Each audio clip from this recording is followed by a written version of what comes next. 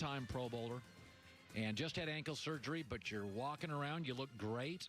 By the way, Super Bowl week can be a little bit of a circus. So what would be your advice, having done it? There's 2 weeks. What's the first week like?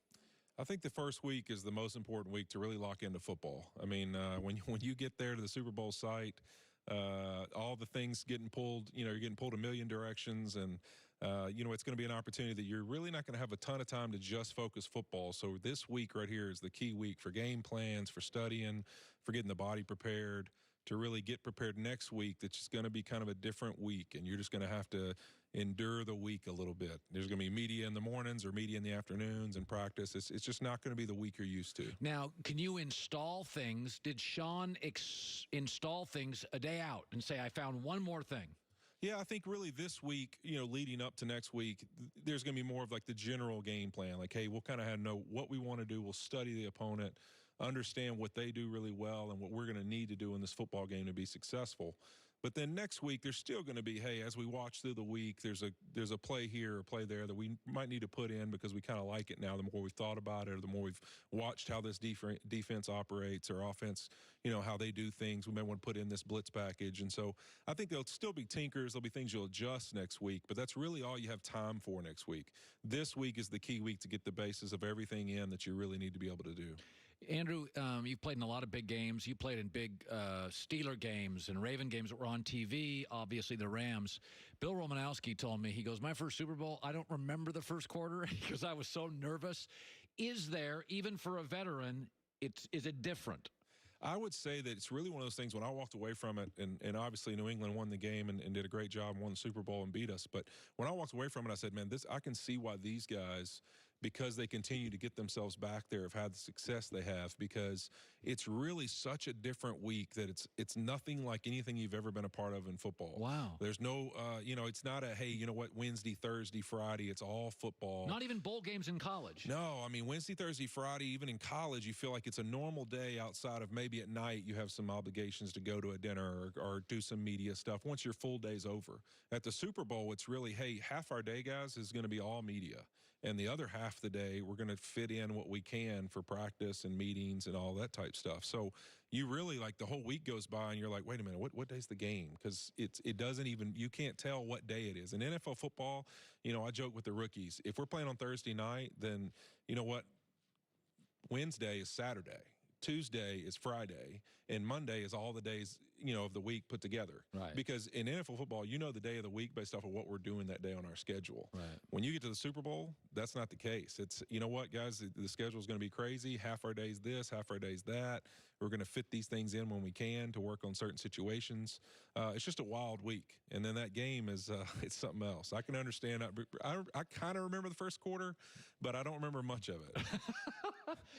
San Francisco's a team you faced twice. You guys were a little overwhelmed the first time, then got your bearings, played them better the second time. So let's talk about their defensive front. It's good and it's young. Are they clever? Are they trying to masquerade things? Or are they just lining up saying, we got better Joes than you? I think really their style defensively with their front four is just to come after you. There's not really any tricks of the trade. There's nothing they're going to do different. They're coming after the quarterback. And, one of the things that you give them their respect, the way they really hustle, come out of the stack on screens, on plays that get down the field. Those are the plays that show you really the impressive part of this defense, because anybody can rush on a pass play and get after the quarterback. The way these guys hustle, even when the ball's not somewhere near them and it's thrown out on the edge or it's thrown down the field, you watch D linemen be a part of the tackles, or a screen play and they're outside all of a sudden getting on the edge, making a tackle. I mean, it's impressive to watch and to see how well they're operating together. Their front four is as good as it gets. Nick Bosa, give me some thoughts. Is there a way to play him? I think obviously you got to play him with some power. He's a power player. He doesn't use a lot of pass rush moves. You're not going to see many moves out of him, like a spin or really kind of arm over moves or anything. You're going to see more power rushes. He's going to get off the football and try and knock you back into the quarterback or kind of beat you late with something where he pulls himself underneath you or around you. But he's a tremendous young player and one of the best put-together athletes I've ever seen as a rookie in the NFL, that's for sure. Yeah, I covered Warren Sapp his first year in Tampa, and it took him a while to get his sea legs. He was terrific by year two. I mean, Bosa just walked on and could play. Yeah, I mean, it's one, usually as a tackle, I look around what team just drafted a rookie player, and I go, oh, good, that's a game that's going to be kind of easy because most rookie rushers just don't quite understand the NFL game and how to get to the quarterback. He has the intangibles and really the work ethic and the power and speed that is rare, and he's able to make it happen at a young age. He's going to be a special one. By the way, we talked about Tom Brady, and you're a veteran player, and we've said there's been a lot of speculation. And I've said, I still got 10, 15 years legs on my career, but if I was down to the last year, I think it'd be hard to move my family. I'm into routine. I mean, I do the same. I eat oatmeal every morning. I'm so boring. I take naps at the same time. I have my double espresso driving home. The idea that I'd have to find new ways. I know that sounds like I sound 100 years old. But for you, you moved Cincinnati to L.A., and that first 6 months, wasn't it a little stressful?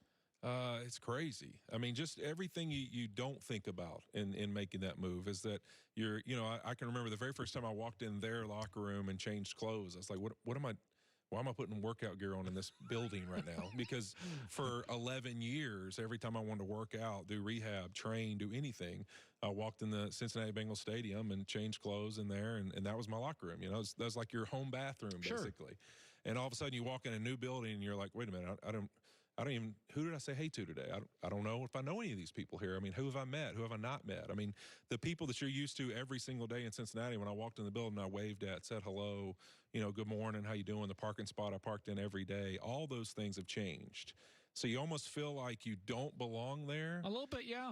But you also are going to have to reprove yourself in some ways because... So did it invigorate you coming to L.A.? Well, see, I think it can do either one. I think for veteran players, it can either invigorate you to where you're wired to like, hey, I want to prove to all these people who I am. That's Favre in Minnesota. Exactly. And I think that, or I think for a veteran player, it can go, you know what, this is just, I don't feel like doing, like, I don't want to reteach people who I am. I don't want to develop all these relationships again with young guys, young players, trying to mentor, trying to be a leader, trying to find relationships in the building of people that, I need to know and those kind. I mean, you can either get there and feel like, wow, this is going to be more exhausting than I thought, or you can be invigorated and say, you know what, I'm excited for this challenge. And I think it can really go one of two ways for a veteran player. By the way, what was interesting, Tennessee's success this year was illuminating. Because as you watch their offensive line take a former teammate of you, Stafford, he was great. Yes, So you're watching Tennessee bulldoze people, and you're like, oh, that's why the Rams' offensive line on the interior this year wasn't quite as good. Is it reasonable for me to just say your struggles this year really came down to you lost two excellent interior offensive linemen, and it was never the same?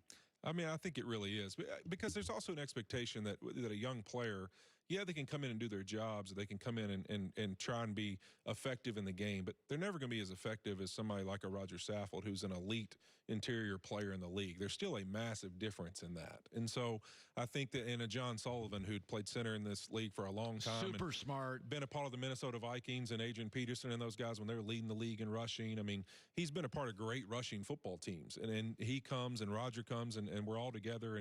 And so obviously those were really good football players. And it's not fair for these young guys to even have the expectation that they're going to play like that yet. Yes. I mean, in their career, sure, but those guys were as good as they get inside. And so you watch what Roger's done in the playoffs. I mean, he was a beast. I routinely text Taylor Lewan and tell him how mad I am at him. But you know what? It's great. I'm happy for him. But you know what? He's shown what a great football player he is. So I couldn't be more happy for him to have the success he was having. Andrew Whitworth, the Rams left tackle, going to get a lot of Hall of Fame votes. So Joe Burrow comes out. And, here's the funny thing about LSU. It's a football factory. But for years and years, if you'd have told, I was so wrong on this. If you'd have told me, listen, Ed Orgeron's going to win a natty.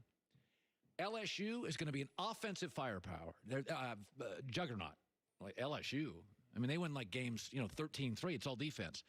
I'm sitting there watching them. I'm like, this is so off-brand. It would be like Wisconsin leading the nation in scoring. What do you know about Burrow? What do you hear about him? I mean, you got a lot of connections there in the program. I didn't know who he was until I saw him his junior year. He was okay. And I watch SEC football. What are you hearing about Burrow, the kid, the player, the guy, everything? I mean, honestly, everything that everyone says. I mean, that he's special, and that a lot of guys, they just buy into him. That the players around him want him to be successful. They're excited for the opportunity to play for him and with him. Just that he has that infectious personality and mentality of the game, and you know what, he seemed to show it all year. I mean, it's kind of the impression I got watching him from afar. But talking to people there and realizing how much guys want to play with him and they want to play for him, I mean, I think it's cool to see. I mean, obviously, a LSU quarterback to play at that level and an offense to operate at that level, I would have probably lost the bet with you. So I wouldn't have voted on it either. I don't think it would have happened, but it did, and they were a special football team this year. Okay, you just had ankle surgery, so I got to ask you, how many more years? I'm gonna give you the same answer I always give you. I'm gonna get through the next year, and then we'll see. But you know what? I look forward to hopefully having the opportunity to play this season, and you know what? We'll see where we go from there. Now, your off seasons, don't you go like in the hills of Colorado and lift trucks or something? In the summers, I do that. I spend my summers, as soon as we break from OTAs, I spend about 6 weeks until training camp starts up in the mountains and do some altitude training and play some golf and hang out with the family. Wow. In a beautiful little Colorado town, something like that? Yeah, Walcott, Colorado. Yeah, right outside of Beaver Creek Vale area. How did a Louisiana boy find that place? I actually had some Louisiana guys that took me, the Davison family. They took me up there to play some golf one summer, and I fell in love with it. It was so remote and quiet, and I loved being up in the mountains that I talked the wife and the family into let's do a family adventure one year and rent a place up there and enjoy the summer together. And we loved it. We hiked together. We play golf together. We just, it's our time to get away from everything and just, be us, be the Whitworths. So we've enjoyed it. It's been a lot of fun. You're an absolute pleasure to talk to. Congrats on all your success. Hope you stick around for a year. Not a lot of great left tackles in the game. You're in one of those positions, a position of need. There's the draft gives us about 3 good ones a year. You're going to get my Hall of Fame vote. Great having you on the show. Thank you so much, Colin. All right, Andrew Whitworth, Joy with the News.